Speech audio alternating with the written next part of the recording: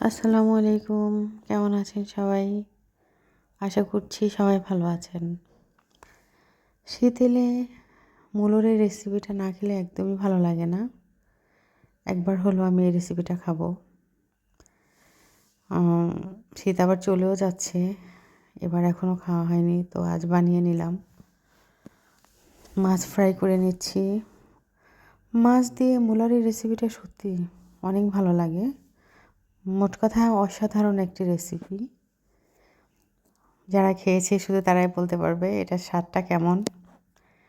আর যারা খায়নি তারা কী করে বলবে। এই রেসিপিটা কাঁচামরিচ দিয়েও করা যায়। আমার কাছে শুকনো মরিচ দিয়ে ভালো লাগে, তাই আমি শুকনো মরিচ দিয়েই করি।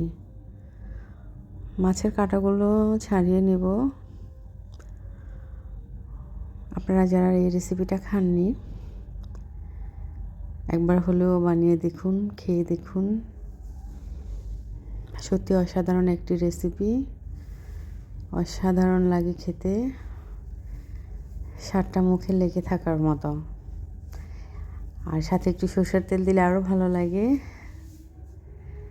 আশা করছি আপনারা সবাই একবার ট্রাই করবেন।